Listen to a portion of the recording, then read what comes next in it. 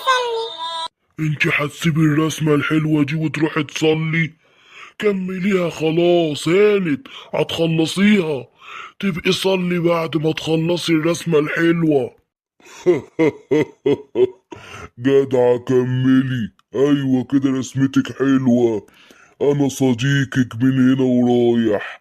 انتي حلوة بتأجلي الصلاة عن وقتها. ريتاش، انتي صليتي؟ هخلص بقية اللوحة يا ماما وراح اصلي. انتي بتقولي ايه يا ريتاش؟ لا تخافي يا ماما، انا بحافظ على الصلاة وبصلي زي ما انتي عارفة. لكن يا بنتي ازاي تسمحي لنفسك بتأخير الصلاة؟ انتي ما تعرفيش ان افضل الاعمال عند الله الصلاة على وقتها؟ ايوه اعرف طبعا. يا حبيبتي لا تجعلي الشيطان يخدعك ويوسوسلك عشان تأخري صلاتك. تقولي ورايا: